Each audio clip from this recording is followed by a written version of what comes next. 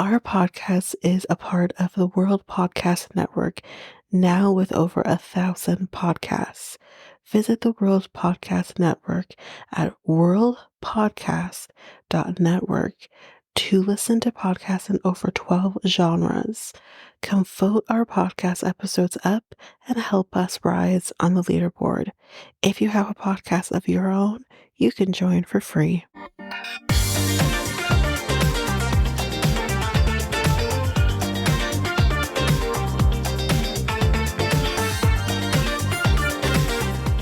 Welcome to Reality Tea Times 2, the podcast where we discuss all the trash reality TV we love to hate. I'm Tanika, and today we are going to be discussing B90 episode 4, and not long after you should be getting episode 5, so they should be pretty back to back. And this episode's been recorded for a little bit. Episode 5 has been recorded for a little bit, but I had to get 4 out to you first, so that's what's up. So let's get into some hot goss. Not a lot of hot goss, but a little bit of an update. So if anyone remembers, I did talk about this is below deck med related, and we talked about that Gail and Nathan were no longer together post the show. Well, y'all, they're back together. So here's what happened. After confirming that they split due to the distance, time zone issues, and other problems, Nathan and Gail reunited in Europe. Gail posted a photo from their reunion on Instagram on September 25th, and she captioned this steamy shot with finders keepers along with a green heart emoji. I don't have the picture, but if you're so curious, you can go find it if you'd like. Her Instagram handle is Gail Cameron, so you can find it there. So Nathan then confirmed their reconciliation in a PDA-packed post of his own, which featured a photo of him kissing Gail. And he captioned it rekindled with threes replacing E's. I want to die. Okay, so that's basically that update. The next update, which I will be posting this, is that David and Annie, Tobo and Annie, are having a baby girl. I think it was her, can't remember if it was her or it's probably a joint post anyways. You probably find it on either Annie's or David's Instagram. They captioned it saying, "We are having a baby girl, so humbled by all the love and support that we've received through this journey with IVF. We really experienced taking the impossible to reality. I'm so happy I get to experience the feeling of being a mom. We are over the moon, David and Annie." So I will post this along with everything else I'll have to post. And congrats to them. I am so happy for them. So the next piece of hot goss I have, which will be the last piece of hot goss for this episode, is that Colton Underwood, if you remember, one of our bachelors, he and his husband have welcomed their new babe, their new bundle of joy. So Colton has welcomed his first child with his husband, Jordan C. Brown. He took to Instagram on Monday where he confirmed his baby boy with a political strategist. Didn't know he was a political strategist. Cool. Arrived late last week. I do have a picture that I will post. I have a couple pictures I'll post. So alongside a photo of himself, Jordan, and their little one, Colton announced their baby boy's name as being Bishop Colton Brown Underwood. So congrats to them. And I will post all the pics, all the stuff. I still have memes to post as well, so that'll be posted soon. But yes, that's basically that. Let's jump into the reason we're here, which is B90, episode 4, titled Revelations. So, unfortunately, Adnan and Tigerlily were not as long this time, but don't you worry, I'm still gonna have fun. So, it's the wedding day. We got more than 200 people coming to this wedding. She never had a wedding celebration before. She kind of just had a shotgun wedding at the courthouse with her last husband. Then we see Shay and Cruz come to the room to get her ready. And She also has to add here that she's never been to a wedding before, and you're like, "Wow, you're 41. How have you never been to a wedding before?" And I'm sure production probably asked that question because she kinda says, "Well, I don't have a lot of friends because I couldn't have any friends," which is true.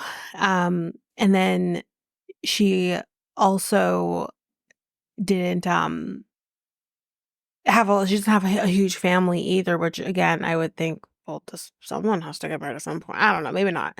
And she hasn't obviously, I guess, attended a family member's wedding either. But I also think like, I mean, I don't know how close she was with Cruz in the beginning, but if she's been like around Cruz for 20 years, she would have been 21-ish, 2021. You never attended his wedding? Maybe he's not married, I don't know. I don't know if him and Shay are married, but you've never? But anyway, she said she's never been to a wedding before. Um, so he says, "I'm gonna go get ready, but, I can't leave her alone with any man."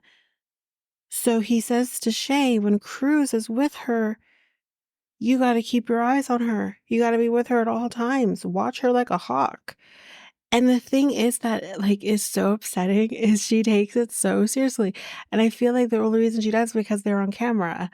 Maybe, I don't know, maybe she would be this way anyways because there's gonna be at one point where Shay begs to be, like, let off the hook so she can go get ready. Like, it's kind of like I understand the culture that a woman can't be left alone with a man, I understand it, but at the same time, it's kind of like but he's with someone else. Now, then again, that doesn't mean anything, but they've been friends for 20 years. If something was gonna happen, it would have happened in 20 years ago. Maybe it did, I don't know, but it's just it's weird. It kind of is like so you also don't have any respect for the relationship he is currently in with the woman who's also here. Like, it doesn't make any sense to me. Anyway, so she's like, "Okay, well, guess now that I'm a babysitter on top of also doing her makeup." Great. And then we have videographers coming because he wants to, like, capture every single moment of her getting ready, which is like or of the wedding in general, but also of them both getting ready. And it's just like, why? Because at one point again, when they need to go get dressed, when she needs to get her dress on, they're just hanging around. It's like, can you leave? Like it's a little extreme. But the biggest thing here is that the videographers are men. Again, it's confusing for her, but again, these are things like I do feel she needed to do her research in this case because I think there are times where maybe he's going to the extreme. Like the guys here, maybe I'm going a little bit ahead here, but the guys who are the videographers are like, we're doing a service here. So while they're doing a service, like it doesn't like those things don't matter because I'm doing a job, right? So it's I it's to me, it's just like when I'm 41 years old, and I'm in a relationship with somebody, I've gone through life, I've been through shit, and she's been through shit that I don't want to be tied down in this way. I don't want to be told who I can be around, who I can't be around. It's exhausting. And she's just like, oh, okay, well, like it's, I don't know, man. But she's like, "I'm confused." I mean, maybe because he arranged for the videographers, like, it's okay. It's like this a loophole. Like, she doesn't know. And the thing is he doesn't communicate those things to her. But at the same time, honestly, I feel like there's only so far Google could go, but there has to be like someone that she could have spoken to, whether she talks to someone who's a part of the faith, that she can get all of these questions answered. We again, though, she does also probably doesn't know what questions to ask because they've only been talking for 4 months. Like, it's just I'm confused too, ma'am, because I'm confused as to why any of this would be happening right now. But anyway, um, so she tells both Cruz and Shay about the day before when she had to have the hairstylist come in from the hotel, and she's like, It's funny because in the moment, she's a little irritated by how he's acting, but when she's talking to them, maybe she's construed this in her mind that she's making this okay, but she tells them, "It made me feel, like, really good. Like, I'm his most, like, prized possession, but, like, I don't feel controlled." What? He loves me, like, that much. I think it's so cute. What? Ma'am, you have told us that you came out of a relationship with a controlling man and that you never want to be in a relationship like that again. Here you are putting yourself in that same relationship yet again. How does that make any sense? Spoiler alert, it doesn't. So Shay cannot even get ready herself, as I said already, because she has to be there with her while Cruz is doing her hair. So she can't even get ready. And it's just, again, it's like, this is ridiculous. Anyway. Then we're with him. He's at his brother's room getting ready for Festival Adnan. We're going to be hearing that a few times. And later, they're going to be giving him penis honey for his stamina. Didn't know that was a thing. Anyway. And again, he doesn't need penis stamina or whatever the fuck, penis honey for his stamina. He's 22. We all had stamina at 22, you know? Like, whoa. Now, anyone that I was sleeping with at 22, I'm no longer sleeping with now, so I don't know. Does that change? Maybe that's just how you are. Like, I don't know.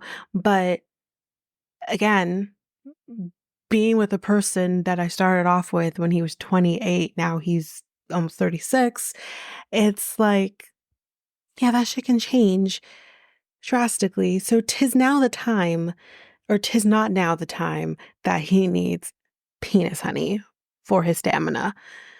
Anywho, so they ask Tiger, or so they ask, I think they ask about Tigerlily. Um, or sorry, no, back up. We're back with Tigerlily. Cruz and Shay basically asked, like, how was the night before? Like, did you guys have sex? Like, obviously, it was the only reason why you got married so quickly. Um, and Shay's like, did he go multiple times? Which, yes. And she's like, did he come off as a virgin? Because he's not, y'all. There's no fucking way that this guy is a virgin in the way she described it. This guy should have flamed out quickly if he was a virgin. And he didn't, you know? And not only just that, but like maybe her like her line or whatever, her threshold is like low. Maybe her expectations is low. I don't know. But if they aren't, and the way she's describing how this went down, that they did everything, it's like, there's no way. There's just no way. But anyway. And she says no, that he didn't. Because no, he's not. Like I already had the theory already, I think in episode 3 of how I think about that. So um but Shay says, like, well, how did he know what to do? Y'all brace yourself. She's like, um, pretty sure, oh, sorry, Cruz says, pretty sure porn here is illegal. Like, you can't access porn here, which is, well, that sucks for you guys. But, she's like, well, like, don't men just, like, know what to do? Like, isn't it, like, caveman stuff? Like, don't you just, like, naturally know? The fuck are you talking about? Have you not been with a man who has no clue what they're doing? I've been with a few. Like, you know what I mean? Like, you know, the general part, I guess, of what you're supposed to do. It's a matter of can you do it? Like, it's true what they say, you get better with time. Practice makes perfect. You know what I mean? So, no, you don't just naturally know what to do. And, like, again, I have been in awkward situations with virgins. I have taken a virginity or two, not recently, but when I was younger, and they have no clue what they're doing. And they ask a lot of questions. I mean, story time. I'm not gonna go too graphic, hopefully, but I'll keep it as PG as possible. I had relations with a guy that I've known since I was in high school, but because we lived in different places, different towns, we didn't see each other when I was in high school, but we saw each other when I was in like, still teens, but technically not adult. So I think it was 19, 20. And I had already lost my virginity, but he hadn't. And we I took his, quote unquote, if that's what you wanna say, the terminology. But, he literally was like, "I don't know, like, is this how it's supposed to feel? Like, what's it supposed to feel like? I don't know what I'm feel." He had no clue what was going on, what it's supposed to feel like, what he's supposed to do. He had no clue. I literally had to coach him through the whole thing. So, no, Tigerlily, they don't just naturally know what to do. This isn't caveman shit. They don't know what to do. Just like we don't. Like, again, that's the same thing with us. Wouldn't as women, wouldn't we too? Then, if you want to say, shouldn't men should just naturally know? Shouldn't women just naturally know? You know what I mean? Like, I know again the general stuff. But it's like, you know, I don't know. We already know she's a special type. Anyway, so they do at this point tell the camera guys to buzz off so she can get dressed. And the camera guy says because he's doing a job, it's fine that he's there, that, she can be alone with him because he's doing a job. And she's like, it's really confusing because he'll tell her something else. I do believe there is some truth, obviously, in what Adnan is saying. It's not like we haven't heard that before. But I think he's also taking it to an extreme that that isn't exactly. He kind of reminds me a little bit of Muhammad from Forbidden Love, kind of taking things in the Quran and just running with it and not really understanding the true, like, meaning behind what's being said. Or he's adding his own rules. Like, that's what I think he does. But anyway, we don't know for sure. I don't know because I'm not in that phase, so I can't speak more on that. I'm just putting it out there. But, um, she's not in her dress, and she does look very beautiful with the hair and everything. I don't know if it's a dress I necessarily would pick. I actually preferred her second dress over her first. And I don't know if we're gonna see her third because I know there's supposed to be 3 looks. I don't know if we're gonna see her third dress, but, I did prefer the second over the first one. But I also like, I know they're supposed to also be modest and everything like that, but then again, like, her second dress isn't very modest. So I don't know, but I preferred the second over the first one, but she like, with the hair, she looked nice, whatever. So, they do the first look as well, and when they're in the car heading to the venue, she's very quiet. It's like she feels uncomfortable. That's how it's coming across anyways, and he also does have to ask, like, "Are you okay?" Like, blah, blah, blah. But they also hear, like, honking in the background as well, and they're like, "Oh, they're honking for us." I like that, I think that's great. It just reminded me of, like, Kimberly and TJ when, like, she's arguing with the brother, you just hear horns just honking all over the place, and that was funny. But anyways, that's basically it for Adnan and Tigerlily. Let's move on to Brian and Ingrid. This is gonna be fun, guys. So it's the next morning, and she has so he asks her because I'm, like, trying to remember what I wrote here, but now I remember. He asked her oh, you went to bed with your lipstick on. She's like, oh, no, no, it's micropigmentation. Like it's tattooed on her lips. So she wakes up, she goes to bed pretty and she wakes up pretty. And they did not have sex last night. Duh, because like I think he completely butchered that. But at the same time, I don't think she was going to necessarily give it up to him on the first night, anyways. But she's confused by things because he told her that he is an independent person, but then he's just asking her to do all of these things, helping her to do things. Now, again, I have talked about the foot pedals or the hand, I should have not the foot pedals, the hand um uh controls. I've already talked about that. I think like yes, he can be independent, but then still need help with certain things because there's no way he would have been able to put that on because his hands wouldn't have allowed him to do it. So I think that there could be a yes and in that. I've talked about it, but everything else I'm with her on because it's like you don't need her to help you take your pants off. We've literally seen you get dressed on your own. You don't need help putting the catheter in because like ew, that feels predatory in my honest opinion. So I think that I'm with her on about 70% or better yet 90% of what she's saying. So, then we're heading to her hometown now. He's going to be staying in a hotel just due to the wheelchair access as well. Probably also like that's a stretch too far probably for her too. Um, and she's going to be staying home with or she's going to be going back and forth, I should say, between her home with their kids and then with him at the hotel. So they talk about her family on the way there. He's driving, and they're talking about her family on the way there. She said her father is like is very ignorant. He is the epitome of ignorance. And that why like he won't be able to meet him, Brian. And Brian doesn't feel very comfortable about not meeting her family. He thinks like it's the appropriate thing to do. Like if I'm going to be dating your daughter, like I should be meeting you, right?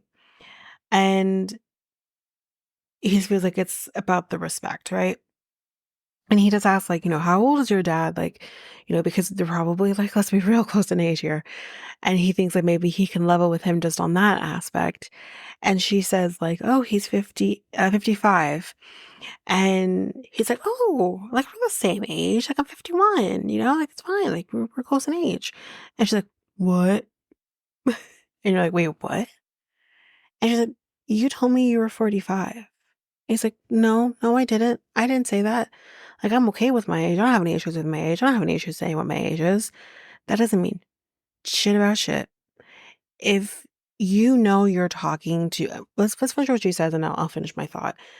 She says when they first started talking to each other, which was 2 years ago, he told her that he was 43. And if you math, that takes you to 45. I 1,000% believe her that he lied about his age. You, again, just that yes, Dan situation, you can feel good about your age and not have any issues with the age that you have. I believe you on that. But I also believe that there is a world where you would lie to her about your age in order to manipulate her into wanting to talk to you. Because I think if you came at her being 49 versus 43, she's not going to talk to you. Because if we remember, I think she's 30, 31, 32. And so when you would have first started talking to her, she would have been 29, 30, right? I know for me, I would not feel comfortable talking to somebody who is literally, he is the same age as my dad. I wouldn't feel comfortable with that. Um, Honestly, to tell you the truth, I wouldn't even feel comfortable talking to a guy who's over the age of 40. That's me because I'm in a different place in life than maybe you would be in life. And I just don't have time to waste. And I don't want my time wasted. So I don't want to waste my time talking to somebody who is even 11, 12 years older than me. I never wanted to because I want to have a family. I want to do this. I want to do that. And you might be already done and over with that. And you don't want to go, you don't want to start that up again if you already have kids or maybe you just don't want them at all. So I'm not going to then waste my time. So I'm not saying that's in her case. I'm just saying, generally speaking, I think that men know if they talk to someone at a certain age and they want to get through, they want to get past that first barrier, then they're going to lie. I've had men lie to me about their age. I've had men lie to me about their name. I've had men lie to me about where they live and the setup of where they live. That my current actually didn't lie to me about his age, didn't lie to me about his name, but he definitely lied to me about where he lived and initially, and I'm just like, what the hell? Why? So, and it created a sibling that didn't exist. That's a whole story that we don't need to get into. But it's like men will lie for whatever reason, and it's not it doesn't start off well. Because why lie? There's no reason to do any of that. Because I'm eventually going to find out the truth, and you're going to have to explain yourself why. You know. Um. So eventually, something like this, which again, I have had men who were a lot older than me lie about their age, about, and they make themselves younger. It's a predatory thing. It's predatory.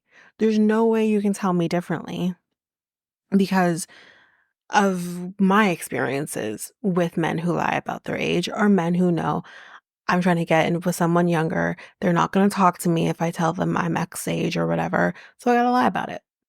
This man's a predator. And it was good to like him while I could. I'm out.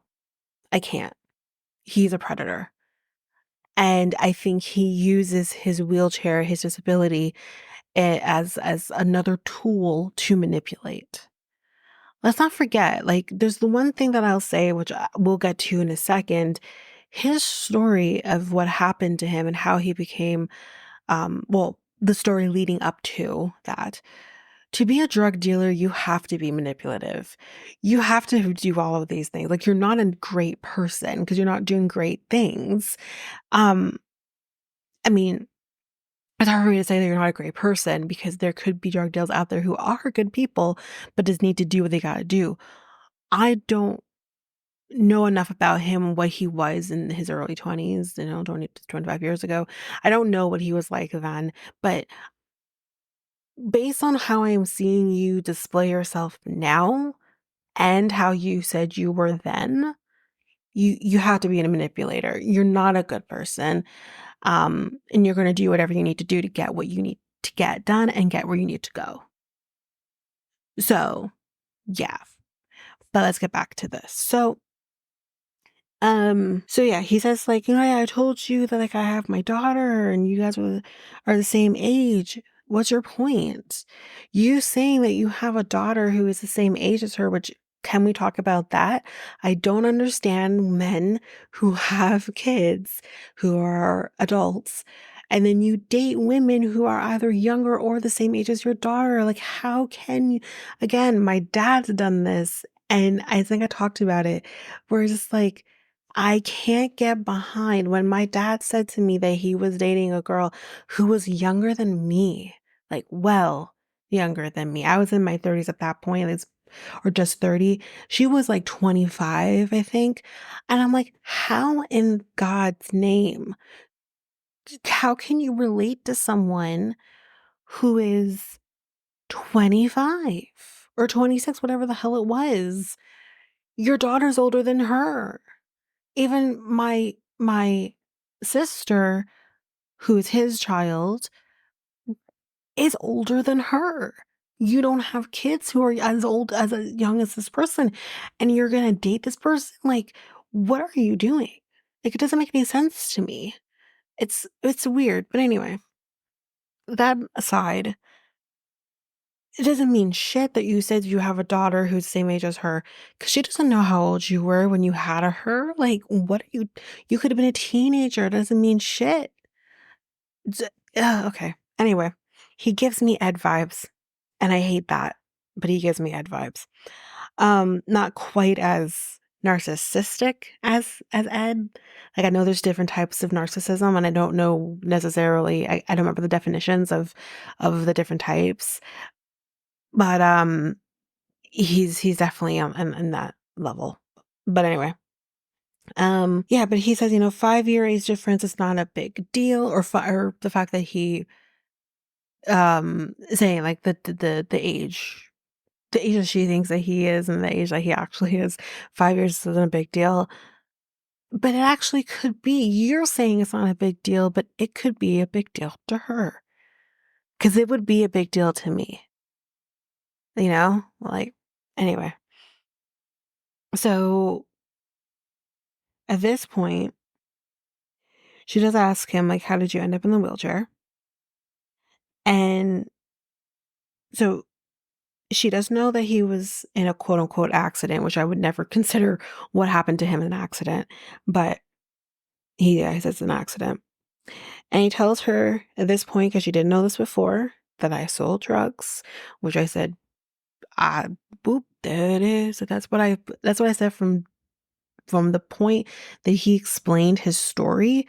From the point he explained his story in episode 1, I was thinking, there's something with this. There's more to this story than you just got carjacked or potentially almost got carjacked. That there's more to this. There's a reason why. And when he said there's more to it than she knew when he was in the plane in the first episode, I'm like, oh, he's a drug dealer. Like, I knew it straight up. So he said he sold drugs for 5 years and he used as well. And he said this is around the time that he met his second wife. So I'm like, wait a minute. You were married how old were you when you got married the first time? Like, what's going on? Like, I think he was really young because if we're saying he had this accident, quote unquote, 25 years ago and he's 51, like he was 26. Um, he was young when he got married the first time. But anyway, yeah, he said the wrong time that he met his second wife. And you're thinking, what does the wife have to do with this? Ooh, we're about to find out.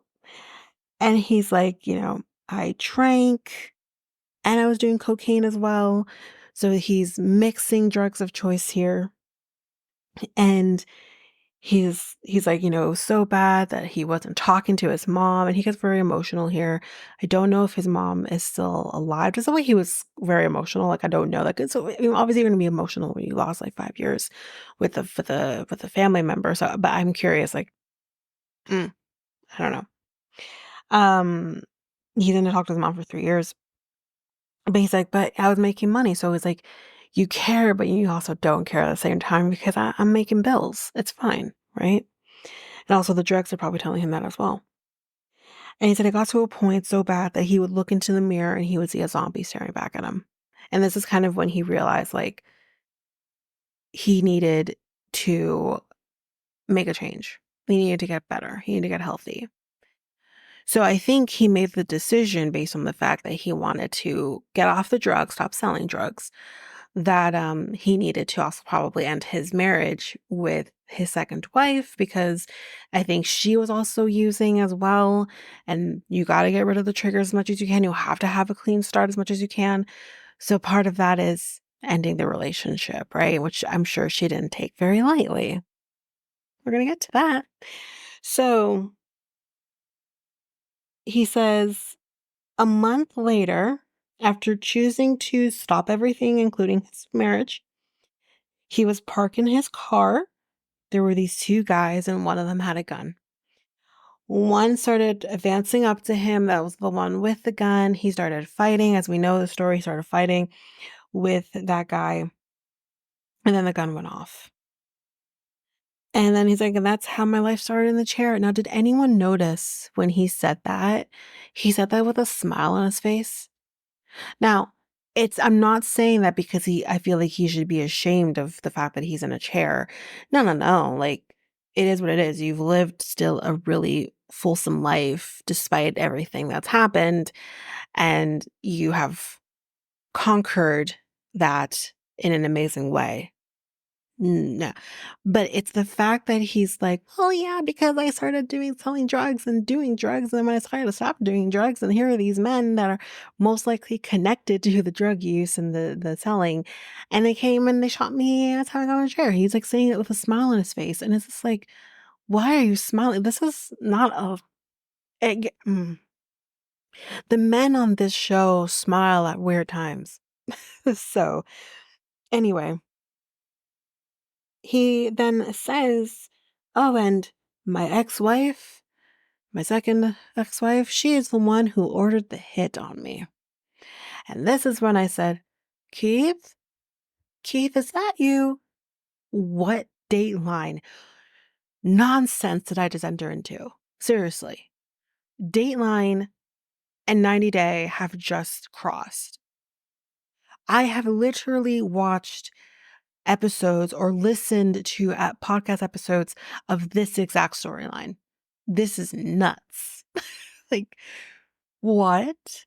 Now, there was someone I was talking to, it was a coworker that I was talking to actually, yesterday, that we were talking about this. And she had a really interesting take on it that I hadn't thought about before, but it's interesting. I want to put it out there. I really want to know what everyone else thinks as well. So, message me, tell me what you think. She kind of said that I don't particularly believe that the ex-wife was ever involved in this. That he added that little tidbit for the sympathy aspect. And I thought that was really insightful. Now, do I think that it could have gone either way? Yeah. I love the Dateline aspect of the story as well. But I can also think in a world where he could use that to manipulate. And I thought that was really insightful. So I find that really interesting because maybe this was a turf war and that's what happened. And he doesn't want to tell her that. Maybe, yes, in a world he did decide he wanted to end everything and he could have decided that internally and was going to go about making that happen. But what if he hadn't yet actually started that? What if he actually was still selling while trying to find his out? And there was like a turf war or someone was skimped on drugs or whatever, you know?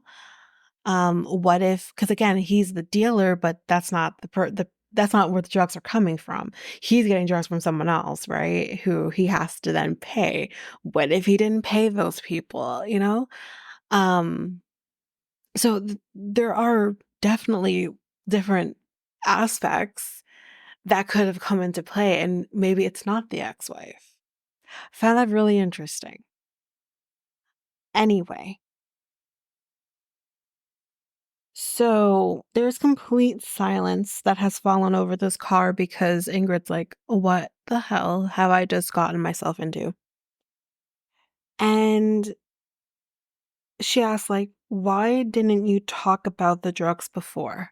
I'll tell you why he didn't talk about the drugs before, because he knew that you weren't going to accept it and you were probably not going to continue talking to him, because she says as much. She says, "If I knew about the drugs prior to him coming or prior to anything here, like, it would have ended the relationship right there and then." Because she does not she doesn't have any part in this. She doesn't know this life of drugs and stuff. Like, she's not a part of this life. And now, did I think that part of what she said here as well of, you know, I'm gonna go both ways here. When she says, like, did you stop because you actually wanted to stop? Or did you stop because you ended up in the chair? Because those are two different things. If you stopped because of the chair, then that doesn't make me think that you stopped because you wanted to. You stopped because you're no longer able to. If you stop because you wanted to and that happened prior to the incident, then that's one thing. So I understood her on that as well. But I also could think, on the other hand, like, if his story is true and he really did want to stop and this happened after he decided to stop, that that's unfair to him. And that's also unfair to his story, because it is a little she is being a little judgy. I'm gonna agree with him on that. He is being a little she's being a little bit judgy. But at the same time, you didn't tell her the truth. How else is she supposed to feel about this? She has families she just told you are ignorant and are probably not going to even receive the fact that you are in a wheelchair very well. So imagine when it comes out that, oh, this is how it happened. And she also has kids she has to think about. Like, I understand that. Now, do I think he's still in that life, in that world? No, I don't. But it's just, I get it. I get both sides here. But they get to the hotel, and he says here that he figured telling her in person would have been better than telling her over the phone. But again, it's like, no, I think you chose to tell her this way because again, it's easier for you. You want to be sure you got there and you got to see her and whatever else. Because again, like if she didn't ask, when were you going to tell her? It's like because she asked you was when you told her, you know? But anyway, um, so he's going to the pool. She's going to go get food. And she says that she feels shocked and she feels scared. And, she also feels deceived, which is true. She was. And he, again, like I said, he feels judged and she's kind of questioning everything. And this is where she says if she knew this was the reason that he ended up in the chair, it would have just ended there. Which I understand that. Like, again, it's like, it's hard for me to feel bad for you in this case when you kind of put yourself there. Like, it's hard for me to say that, but that's kind of how it turned out. So, but anyways, that's it for them. Okay, let's do Veah and Sunny next, and then we'll just take a quick break. So she's like, I think it's gonna be fine that I'm bringing Rory. Like, you know, basically, she thinks that Sunny should just understand. We find out that she works as a physical therapist and she is going to go. Oh, sorry. We see her going to go take a shower and Sunny's coming with her. And she's like, yeah, you gotta spice things up where you can, right? When you're not together. Um, and this has this look on her face. I think it's her, where she's just like, these people. But so his family apparently does not know that he's going to be staying with her in the hotel because obviously with him being Muslim, um, you're not supposed to be having premarital. I mean, not supposed to be having premarital sex in any religion, let's be real. But yeah. She's like, he's a Muslim, but like I don't think he's like a strict Muslim, which no, he's not. If he's a staying with her in the hotel, he apparently drinks. And yeah, so he's not really like necessarily, and again, that is not unusual. That's any religion. Um you know what I mean? Like there's just you're gonna be like, okay, I hear you, but I'm still gonna go do me, you know? So apparently his parents would prefer if he were to marry a Muslim girl. And I don't know whether someone's asking her these questions or what, but if Rory's here, I know Rory will show up at some point, but I can't remember when he shows up. And she does wonder, like, am I gonna have to convert or anything like that? Or she's talking to Sunny. I'm fine, guys. She's talking to Sunny, and she asks, like, do I have to convert? And he's like, no, but I will ask you because that is my job as like your boyfriend or potentially husband. And she's like, well, then if you're asking me, it's because you actually want me to convert. I don't know if it's as black and white as that.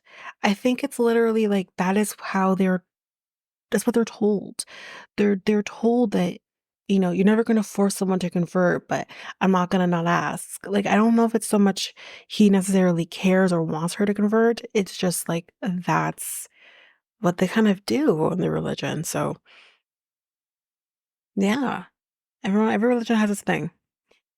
Anyway, and she says that she doesn't have like a great relationship with religion because due to how life was like in her foster her foster family's home.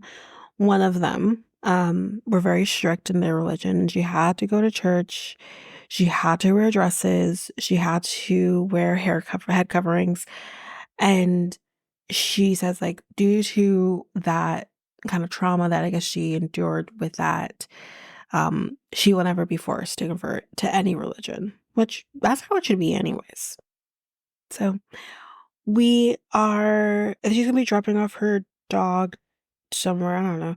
Lori has also just gotten to town as well. And she's like, I'm so excited. You're so excited to see your ex-boyfriend. Okay. All right, girl. And she says they had known each other for 6 years. They were together for 2 years. She tells him when they're heading to, I guess, drop the dog off or something. She's like talking about how she's going to go to the spray tan. And like, I thought about you and how like you gave me a spray tan. And I'm like, okay, so y'all just reminiscing about like your experiences when spray tanning, when he spray tanned her. Let's not forget this, either in a bikini or butt ass naked. Like, okay, all right. I'm telling you, these two. Anyway, um, he agreed, he says, to go to South Africa because she is a very anxious person. He wanted to kind of be there to help her through. And he does this nice little tidbit that he's like, if this was a horror movie, she would be the first one to die. So she would be the Drew Barrymore of Scream. Although Drew Barrymore was just minding her own business in her own house, making popcorn so she could have with her boyfriend and Stu and or Billy. It would have been Billy. If you don't understand, then I don't know what to say. But anyways, and Billy is the one who just showed up to her house and killed her, you know what I mean? But she would be the Drew Barrymore of the story. Anyway, so he says that, and she drops off the dog to the sitter, and she goes through all of these list of things because her dog is high maintenance, and because she's high maintenance. And she says, if you're gonna take him out, make sure you put some sunscreen on her. She will burn. She only likes to eat cucumbers, so there's cucumbers in there. Don't sleep with her. I don't want you to roll on top of her. Put her in her cage, or whatever the hell you call that, and put a diaper on her if you have people coming over because she will probably poop because of anxiety. Don't fuck this up because she is my world. Okay? Tears, tears, tears. Don't forget the tears. And I'm just like, why didn't you just bring her with you? You know what I mean? Because again, like she says that she's an anxious person. I'm sure the dog isn't. I don't know, actually, if she is that anxious, is there a possibility that this dog could also be like an emotional support animal? Like I know you have to register your dog in that or your animal, not just a dog, but your animal to be emotional support animal. But I'm curious if she did, and if she did, why wouldn't you bring this dog with you? Because that dog could have been an emotional support animal. No, no, no, no, no. She needed her emotional support ex-boyfriend instead. So I can't. Anyway, they go out after, and he asks if anyone has come to visit her and her family, like any of her family's come to visit her. She says no. And this is where she talks about her brother, who she was the closest with because they were close in age, so they were always kind of placed together. So this is the brother she was closest with, and he unfortunately was shot and killed by police, which is absolutely horrible. I can't imagine. And she says, alongside with that, this was about 2 years ago. Alongside with that, she was pregnant with Rory's kid. And this trigger warning for pregnancy loss, she ended up losing the baby due probably the stress of losing her brother. And because of that, they both kind of mourned the loss in their own way. maybe he wasn't as emotional as she was, or didn't express himself in the way that she necessarily was, and maybe he couldn't handle that, or maybe he could. I don't know, but um, they ultimately decided to end their relationship because of the trauma of losing their child. But when I heard this, because I figured, okay, y'all dated, fine. Y'all have history in that sense, okay, fine. He's seen you naked, okay, fine. When she said that they had a child on the way, I'm like, oh shit, this goes deeper than anything that I thought. And I don't know if Sonny knows all of that, but if he does, that is probably more of a reason for him to feel a little bit uneasy with her friendship with him. Because me, there's always going to be this connection to the person, especially a person that you ever have a child with, or you almost had a child with, or whatever the case may be. There is this different kind of connection, and she has this connection with him. And I'm just like, Sonny's not going to accept that. And I don't know if I would. You know what I mean? Like, I don't know. Now, uh, yikes. They didn't, the thing is that the funny thing to me, and I go back to this, she says that, and if you remember from their first episode, she says that the reason that they broke up was because they grew apart. Ma'am, you missed the whole chapter to the growing apart. You guys didn't just grow apart. Or no, sorry, not grew apart. She said they wanted different things in life. What are those things? That's what she said. That's what she said. That's not you wanted different things. You, it is that you grew apart. That's a different thing. You guys, what did he want that you didn't, and vice versa, that would have trumped the fact that you guys didn't, you lost a baby? You probably would have still been together if it weren't for that. That's telling. That is very telling. And I don't think these two are done. And I think Sonny senses that. And if you're not done, you're not done. Don't drag someone else into it. And I understand that. I have been there. I have done that. And I refuse to drag other people into my mess until I know what I'm doing with the previous man, or whatever. You gotta not do that. There's a reason you're keeping him around, and it's not just because he's your emotional support, Rory. There's more to it than that. Really, these two aren't done. That's what I think Sonny's gonna say, fuck this shit, I'm out, and they're gonna get back together. We'll see. But he ends this off, though, Rory says, kind of saying that, I do feel uncomfortable. What if this thing goes south? And he keeps calling him a kid. I noticed that he's calling Sonny a kid. And I'm like, why do you keep calling him that? Two things. Either A, he's racially insensitive, which I don't know if it's that, but it could be. But what I do think it's more about than that is number two. He's still in love with Veah, and he is jealous of Sonny.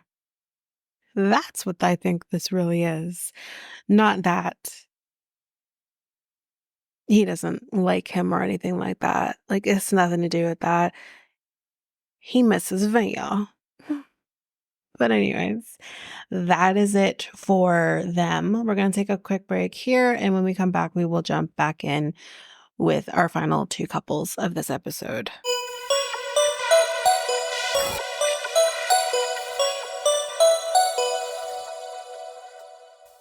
And And I am back.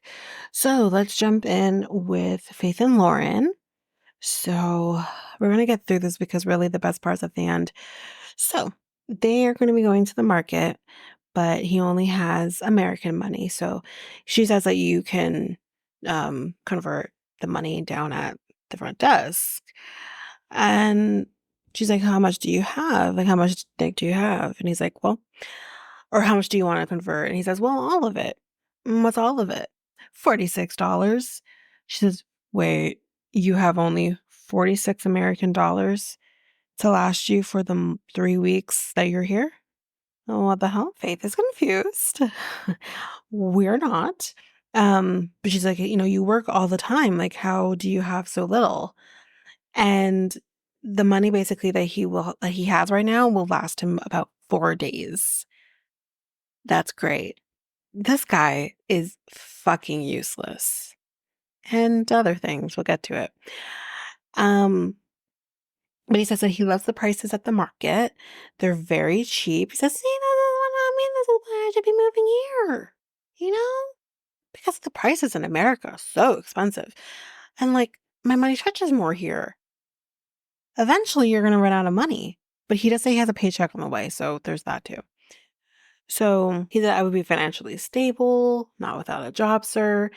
And she appreciates that he wants to spend money on her and everything like that, but you have none. And it feels a little bit impulsive, she says. Let that be a red flag. That is red flagging, girl, But they are going to go to dinner. He's gonna be meeting Mama Ding, who works at the hotel. She's like a second mom to Faith, and this is important for them to be meeting. She lives on the 6th floor, which is the storage area. So if you see her place, like, yeah. But it looks very nice. It's, she still looks clean. I think that's the most important part. So yeah, you do what you gotta do, right? So she made chicken adobo with some rice, which looked really good. And Faith says that I don't eat rice. I'm on a diet. I gotta look good for him. No, fuck that shit. If he can't accept you for who you are and you can't eat a little bit of carbs, like, please, he doesn't deserve you. But Mama Ding says eat the rice. So he tells Faith that he loves her, every day, I think is what I wrote. But Mama Ding's like, what is your plan? And he's like, well, my plan is, I probably would live here, you know? And Mama Ding's like, why? He's like, why not? What do you mean, why? Because the typical thing, I don't think they're used to hearing an American say, I want to stay here.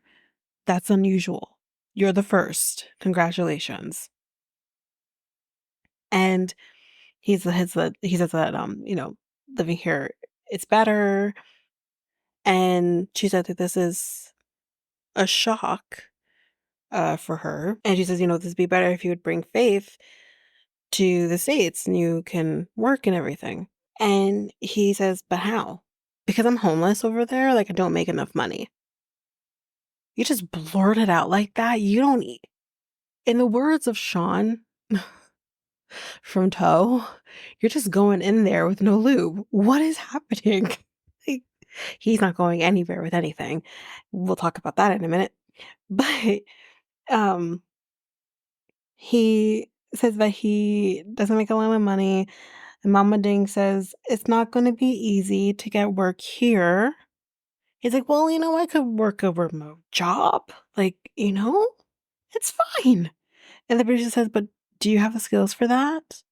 He's like, well, I can answer a phone. Do you want a medal? Because you can answer a phone that everyone else is able to do as well. Like, what? And he says, she says, like, okay, well, I mean, it's a shocker, but I accept you sorry, he says, I accept her for who she is. And she starts crying, and he's like, why are you crying? Good question. Actually, it's a very good question. Why are you crying?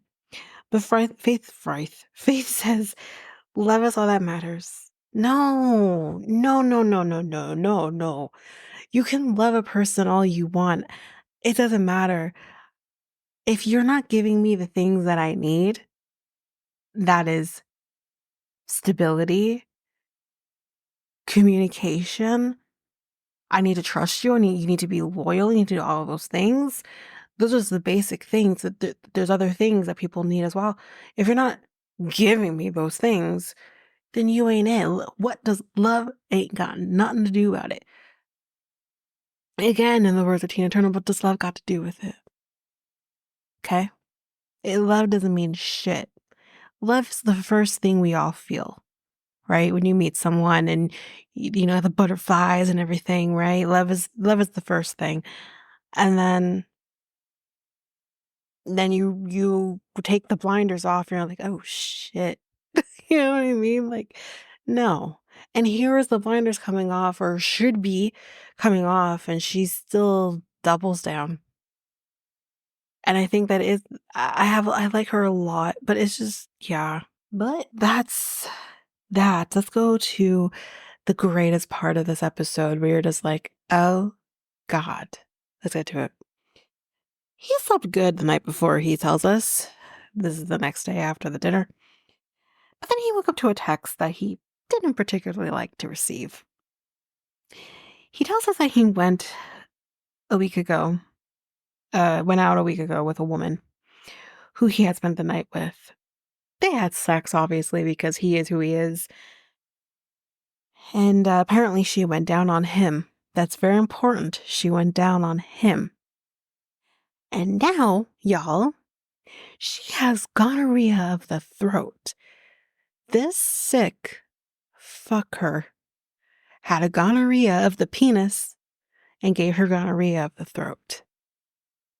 Ew. He's disgusting. You want to hear more about that? You can head over to episode 5 where me and Letitia dig deep, so to speak. Anyway, so he says, which means I probably have it. Yeah, do you think? If she didn't have it prior to you, you're the one who gave it to her. And if it's in the throat after she went down on you, yeah. And yeah, he says, I probably have it of the penis. Oh, Jesus. And he's like, I have definitely had some discharge, so I guess that makes sense. You didn't I'm sorry, but like I don't know. I don't have a male genitalia. I don't know how this works. I just like to play with one. So I don't know how it works at all in terms of discharge and stuff like that. And if that happens, like I have no clue. But I would think, maybe I'm incorrect. I don't know. But I would think if you have as a male, it's not like a woman where you can, yes, have discharge and that depends on where you're at in your cycle and stuff like that. Like obviously, like if it looks abnormal, get that checked or whatever, right? With men, I don't know how common it is for men to have discharge coming out of their penis. So if that is happening, sir, you didn't think there's something going on here? Maybe I need to go to the doctor? You probably can't fucking afford to. I just answered my own question, y'all. It's just, I can't. But there must be somewhere, I don't know. Again, we have like Planned Parenthood type of idea here too, which I don't know that's what it's called here in Canada. It's been a minute since I've had to go there. But it's there has to be something that he can get access to. And I know men actually have like if there's an age cutoff, men have that just even longer past than women do, which is insane to me. But anyways, don't let me get into that. Let me get into women's health right now. But it's there has to be something that he can do. Something. Something. Maybe not. This is why then, sir. Then you know what? That just made sense to me as I'm talking about this, as I mentioned it in the next episode that because I'm recording this after I recorded that, it made me realize something. There's no way this guy's on prep because he can't afford to be on prep. Oh God. please, Faith, do not have sex with this man. It's, again, it's not even that I have an issue with shit happens, right? Shit happens. This is a bacterial infection, shit happens. But it's his blatant disregard for other people's health and other people's safety that he just doesn't even give a shit about. You want to have this lifestyle of sleeping with Tom, Dick, and Harry? By all means, go do that. Don't rope Faith, any other woman, into the mix because you just want to have for shits and gigs. You know? He's disgusting. He's disgusting. Anyway, enough of that. Let's move on. We got a new couple. Finally, a new thing. We still have one more that we haven't met yet. But we have another new couple. We have Niles, who's 27 from Mobile, Alabama, and Matilda, who is 23 from Ghana. So we see him playing some sort of role-playing game, some D&D of some sort, I don't know. And he says that he loves role-playing games. He says growing up, he always knew that he was a little bit different. He didn't get along with people. Was same. He, he didn't get along with people. He kind of maybe, I don't know. I don't know if he started fights or anything like that. I feel like he mentioned that, but I might be confusing that with my brother did. My brother did. Definitely, he wasn't an easy kid to be around initially in school. He was beating up kids. I laugh about it now, but he definitely, once he was kind of told you can't do that, he definitely curbed. And he has friends and everything, so he's fine now. But initially, yeah, they don't like people. I don't like people either. I'm just saying. Anyway, it's at that point he's diagnosed with autism, high functioning, and he says that he can be very blunt when with people, so it definitely will affect relationships, which, yeah. And we see him making bacon, which he has completely burnt, and he still, like, asks production, "You want some?" "No, that's all for you. It's all for you."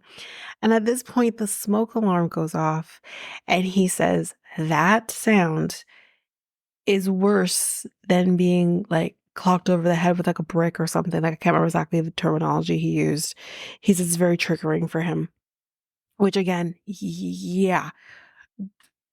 I once, like, especially if my brother's sleeping and, like, we're working around or whatever and the smoke alarm goes off, I'm literally, like, just fanning the shit out of it so that it will stop as quickly as possible because he hates the sound of the smoke detector. Like, everything that Niall describes here, I'm, like, shaking my head being like, "Uh-huh, uh-huh, uh-huh. I know what that's like." You know what I mean? So, I get him. I totally understand him because I live it. Um, so he talks about, different smells can also be, he's very sensitive to different smells. Which, yes, definitely understand that. It's so crazy. Like, I feel like I'm watching my brother, honestly. Um, and he says that he works as a peer consultant, and he he kind of says that he answers questions sorry, when we see him at work, he's, like, asking questions, similar questions, answering them in the same way that he does with other people. He says repetition is very safe for him. Then we start hearing about Matilda at this point. She apparently messaged him. They talk every day if they can.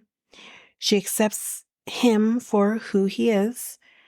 He's gonna be going to Ghana in about 1 week, and he is excited. And he explains that she wants to get married on this trip, but his coworkers, he's telling this to, are kind of worried now because that's a lot. Why so soon? Why are we rushing? He said he proposed to her about 5 months ago, but they're saying it's kind of weird that it's moving so quickly. Because I don't even think he expected it. She started planning for the wedding. And he thinks maybe it's cultural, but yeah, he's not ready for marriage yet.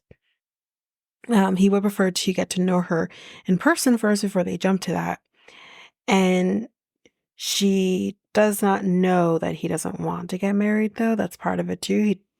He is worried if he doesn't want to get married, she'll just break up with him, which he also feels like this is the first time he's been in this kind of relationship where he feels so accepted. He doesn't want to lose that.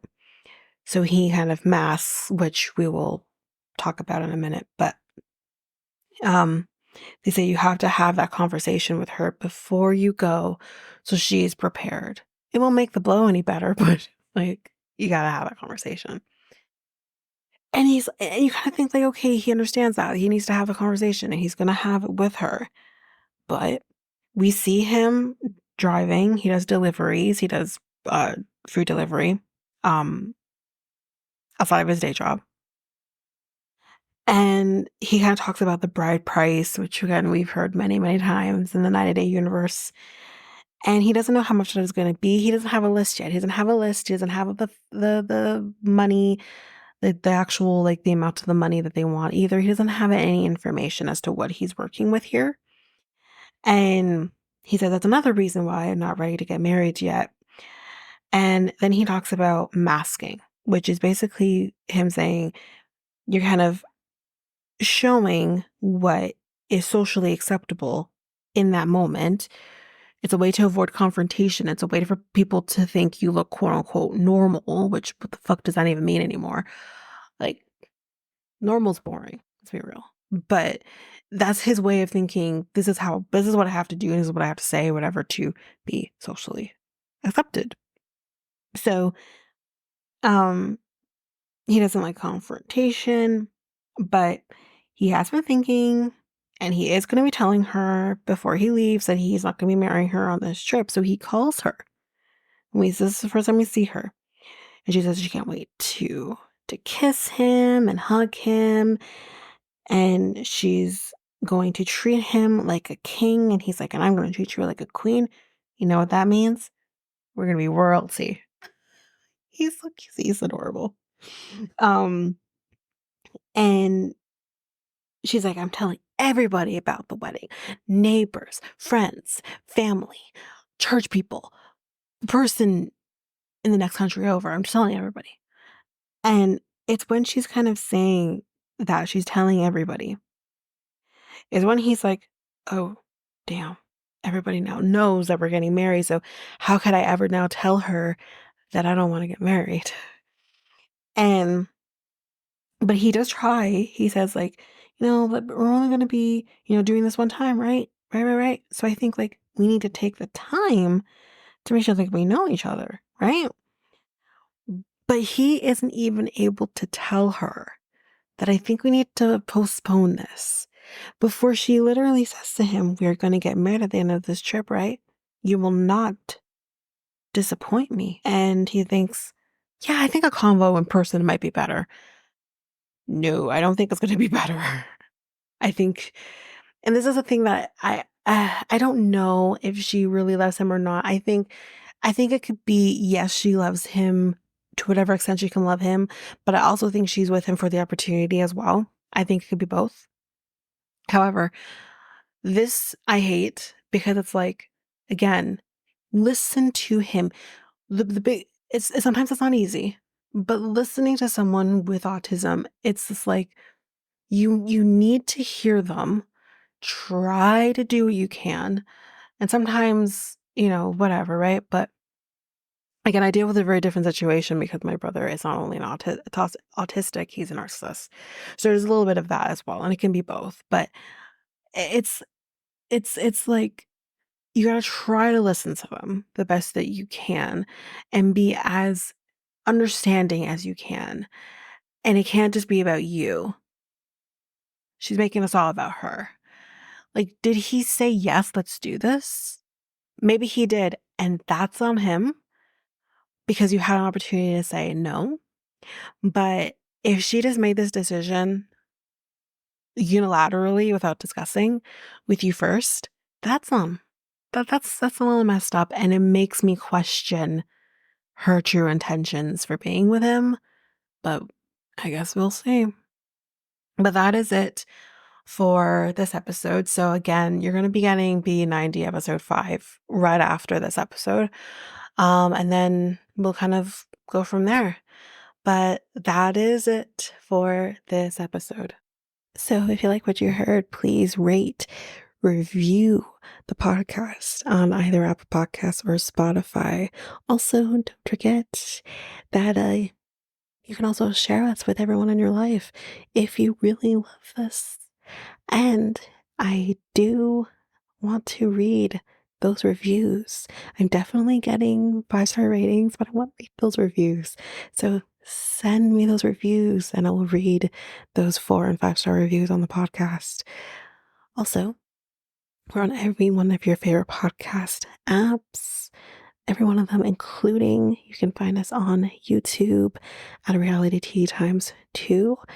If you want to connect with us, you can do so by going to either Facebook or Instagram at Reality Tea Times 2.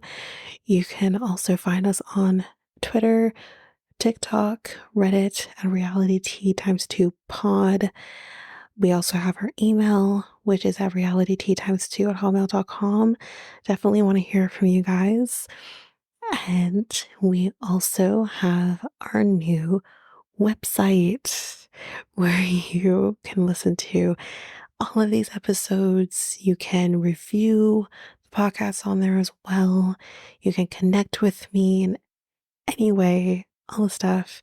It's all there, and you can find me there at www.realityteatimes2, all spelled out, .podpage.io. It's there. And don't forget, I also have my other podcast with my friend Mikkel, Next Take Podcast, where we talk about all kinds of different topics. But you can find us on any of your favorite podcast apps over there as well. Or you can also go to YouTube and you go to Next Take Podcast, as well as our website, which is solo.to/Next Take Podcast. So yeah, there's that, and that's basically that. And again, don't forget, if all of this information is overwhelming, we do have all of the links, everything in our show notes. But that is it for now, guys. Thanks. Bye.